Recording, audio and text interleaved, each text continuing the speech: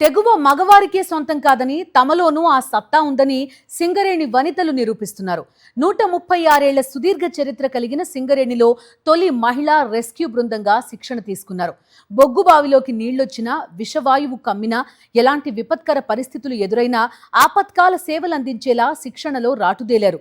మగవాళ్లకు దీటుగా మేమున్నామంటున్నారు ఆ మహారాణులు. ఆకాశంలో అవకాశాల్లో సగం అంటూనే ఆపదలు విపత్తుల్లోనూ మేము మీకు సరి సమానమని నిరూపిస్తున్నారు. అంతర్జాతీయ యవనికపై దుమ్ము రేపుతున్న సింగరేణి మహిళా రెస్క్యూ టీం ఎలా పనిచేస్తుంది? సాక్షి టీవీ అందిస్తున్న ఎక్స్క్లూజివ్ గ్రౌండ్ రిపోర్ట్. తెలంగాణ వెలుగురేఖ, ఎందరి జీవితాల్లోనూ ఉషస్సు నింపిన జీవన రేఖ సింగరేణిలో ఇప్పుడు సరికొత్త అధ్యాయానికి నాందిపడింది. 136 సింగరేణి చరిత్రలో సరిగ్గా ఏడాది కాలంగా రెస్క్యూ టీంలో మహిళలు భాగస్వాములయ్యారు. దేహ దారుఢ్యం ఉన్న మగ మహారాజులు సైతం రెస్క్యూ ఆపరేషన్స్ అంటే హడలిపోతూ ఉంటారు. కానీ ఎలాంటి విపత్తు వచ్చినా రెస్క్యూ రాణులు తామున్నామని సత్తా చాటుతున్నారు. మొదట 13 మందితో ఆరంభమై 3 విడతల్లో ఇచ్చిన శిక్షణతో ఇప్పుడు 34 మంది మహిళలు రెస్క్యూలో భాగస్వాములవుతున్నారు. తెగువ మగవారికే కాదు తమకు ఉందని నిరూపిస్తున్నారు. తెలంగాణ రాకముందు కంటే ఇప్పుడు ఎక్కువ మంది మహిళలు అండర్ గ్రౌండ్ మైన్స్ లో ఉద్యోగాలు చేస్తున్నారు. అంతేకాదు ఉద్యోగంతో పాటు స్వచ్ఛందంగా రెస్క్యూ ఆపరేషన్లలో కఠిన శిక్షణ తీసుకుని పురుషాధిక్య సమాజాన్ని కూడా అబ్బురపరుస్తున్నారు. ఈ నేపథ్యంలో సింగరేణిలో ఎక్విప్మెంట్ ఎలా ఉంటుంది? 8 ఇంక్లైన్ సూపరింటెండెంట్ రాజేందర్ రెడ్డి ఏమంటున్నారో మా ప్రతినిధి రమణ మరిన్ని వివరాలు అందిస్తారు. 136 సింగరేణి చరిత్రలో రెస్క్యూ టీముల్లో మహిళలు భాగస్వాములవుతూ కొత్త అధ్యాయానికి తెరలేపారు. సున్నితత్వానికి, కోమలత్వానికి పెట్టింది పేరుగా చెప్పుకునే మహిళలు పురుషులతో సరిసమానంగా పోటీపడి రెస్క్యూ టీముల్లో దుమ్ము రేపుతున్నారు. మొత్తంగా సింగరేణి గనుల్లో ఆ రెస్క్యూ టీంల పని ఏ విధంగా ఉంటుందో తెలుసుకుందాం రండి.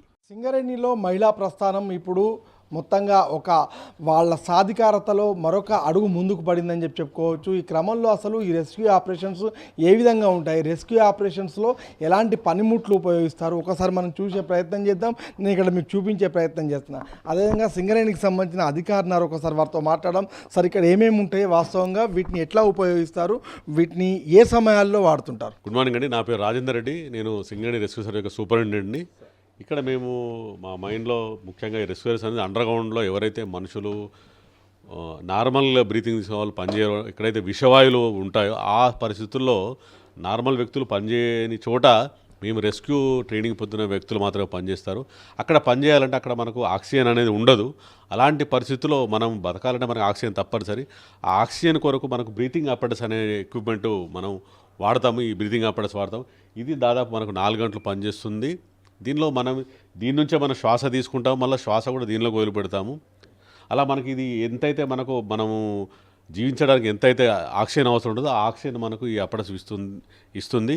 ఇది మా రెస్క్యూ ఆపరేషన్లో ముఖ్యమైన అప్పడస్ పొందిస్తుంది. ప్రతి ఒక్కరికి కూడా దీని మీదనే మేము రెస్క్యూ ట్రైనింగ్కి 14 రోజుల శిక్షణ ఇస్తాం, ఎలా వాడాలనే దాని మీద.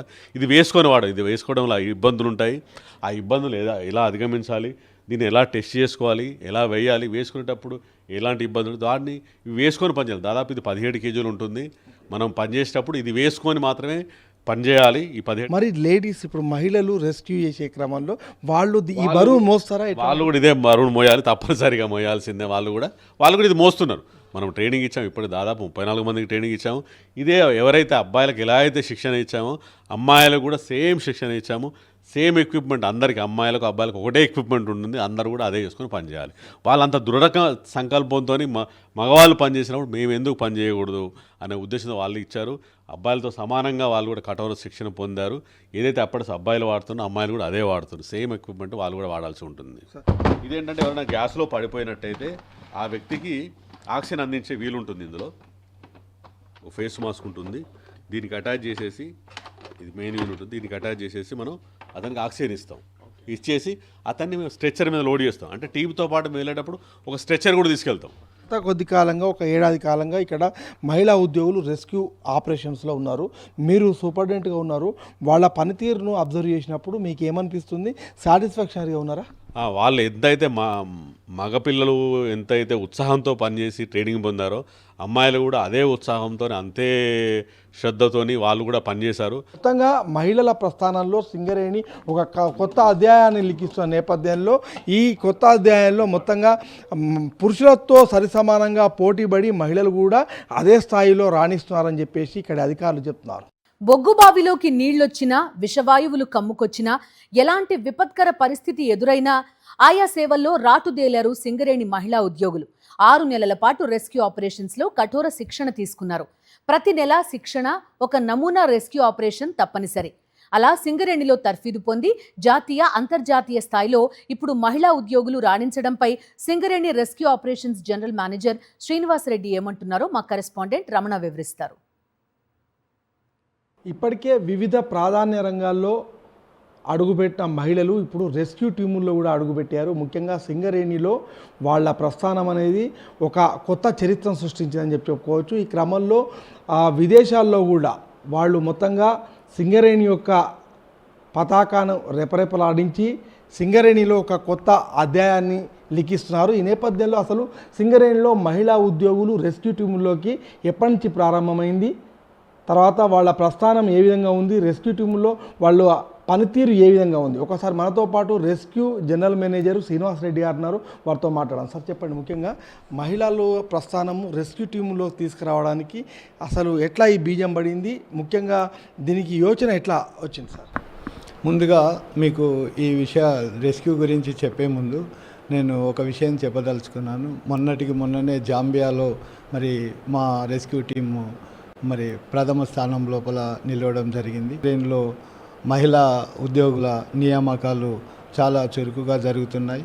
మరి అందులో భాగంగా అండర్ గ్రౌండ్లో పనిచేస్తున్నటువంటి మహిళలను మరి సెలెక్ట్ చేసుకొని మా రెస్క్యూ స్టేషన్ లోపల వారికి శిక్షణ ఇవ్వడం జరుగుతున్నది. ఈ విధంగా 3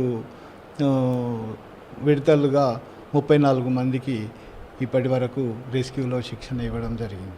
రెస్క్యూ విభాగంలో మరి మహిళలు వచ్చిన తర్వాత వాళ్ళని ఫస్ట్ మనం వాళ్ళ యొక్క ఫిజికల్ ఫిట్నెస్ మరి వారి యొక్క మెంటల్ యాప్టిట్యూడ్ను ఆధారంగా చేసుకొని సెలెక్షన్ చేసుకోవడం జరుగుతుంది. మరి ఆ తర్వాత వారికి బ్రీతింగ్ ఆపరేటర్స్, ఎక్కడైతే శ్వాస తీసుకోలేని పరిస్థితి ఉంటుందో అక్కడ వీరు బ్రీతింగ్ ఆపరేటర్స్ ధరించి మరి ఎవరైతే అన్కాన్షియస్లో స్టేజ్లో ఉంటారో వారిని బయటికి సురక్షితంగా తీసుకొచ్చి వారికి ఫస్ట్ ఎయిడ్ కూడా అందజేయడం జరుగుతుంది. ఫస్ట్ ఎయిడ్ లోపల మరి తప్పనిసరిగా విశేషం ఏమిటంటే సింగరేణిలో ఫస్ట్ ఎయిడ్ విభాగము చాలా చక్కగా చేస్తుంది. అందుకోసమే మరి పొరుగు సేవలు కూడా, ఉదాహరణకి బయట కూడా మనకి మా బయట సొసైటీ కూడా పెద్ద జాతరలు జరిగినప్పుడు కూడా మా రెస్క్యూ విభాగము ఫస్ట్ ఎయిడ్ కోసము పంపిస్తూ ఉంటాం. మహిళలకు మరి సముచిత ప్రాధాన్యం ఇవ్వాలని మరి వారిని అన్ని విభాగాల లోపల ముందుకు తీసుకుపోవాలనే ఉద్దేశంతో వారి తలంపుతో మరి మా రెస్క్యూ విభాగంలో కూడా మహిళలను ట్రైనింగ్ ఇవ్వడము, వాళ్ళను సశక్తులను చేయడము, వారి లోపల కాన్ఫిడెన్స్ నింపడం జరుగుతుంది.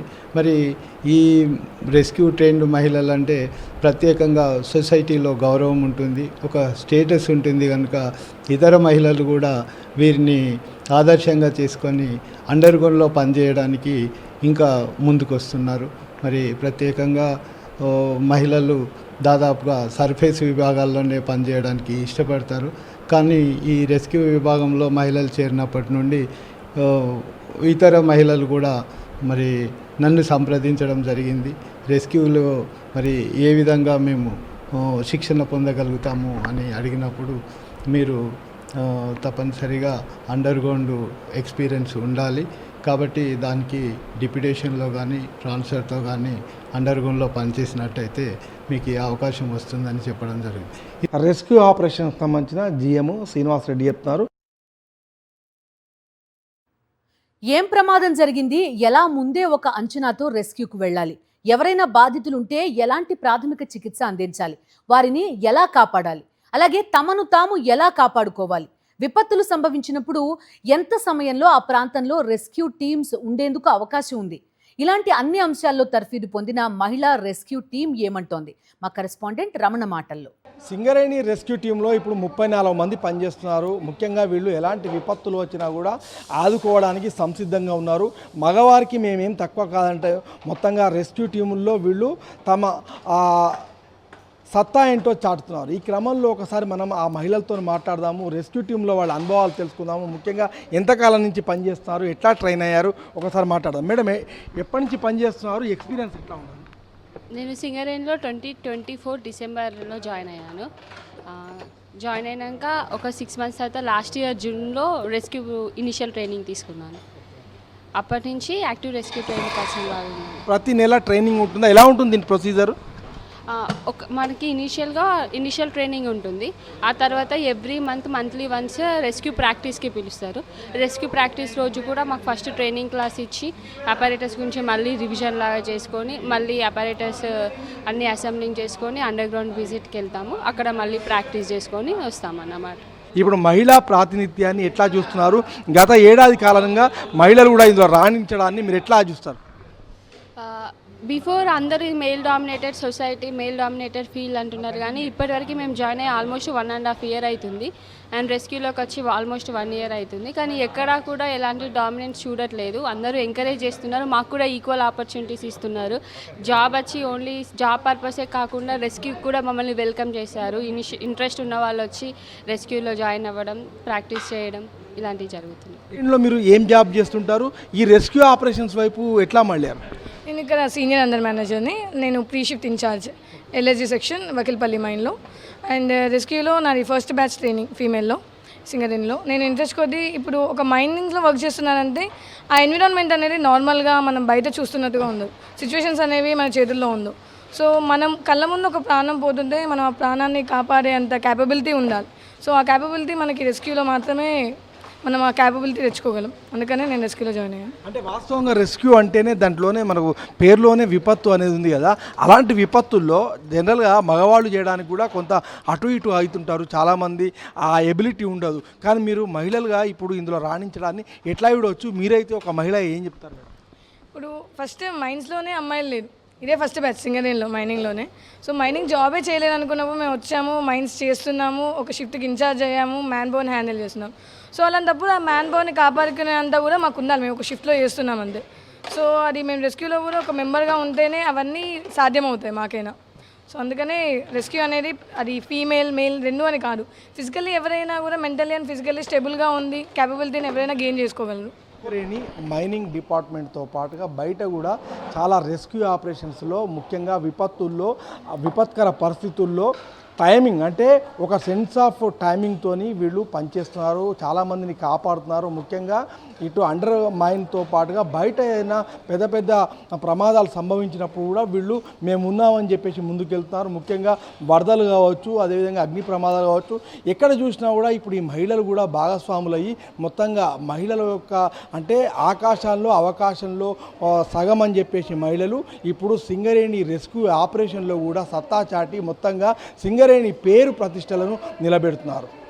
మొత్తం 6 జిల్లాల్లోని 11 సింగరేణి గనుల్లో రామగుండం రెస్క్యూ ఆపరేషన్ స్టేషనే పెద్దది. ఇంకా మరో 4-5 చోట్ల ఇలాంటి రెస్క్యూ స్టేషన్స్ ఏర్పాటు చేసినా ఇక్కడ జరుగుతున్న ఆపరేషన్స్ ఇప్పుడు ప్రపంచవ్యాప్తంగా గుర్తింపు పొందాయి. ఈ క్రమంలోనే ఈ మధ్య జాంబియా వెళ్లిన మహిళా టీం రెస్క్యూ ఆపరేషన్స్లో నంబర్ 1గా నిలిచి దుమ్మురేపింది. ఈ క్రమంలో రెస్క్యూ టీమ్స్లోకి మహిళల ఆగమనంపై మరి ఇప్పటికే రెస్క్యూ చేస్తున్న కొందరు పురుషులు ఏమంటున్నారో కూడా చూద్దాం. సింగరేణి రెస్క్యూ ఆపరేషన్ అంటే ఎన్నో ప్రమాదాలతోని విపత్తులతో కూడుకునే అంశము. ముఖ్యంగా అందులోకి వెళ్ళడానికే భయానకమైన వాతావరణం ఉంటుంది.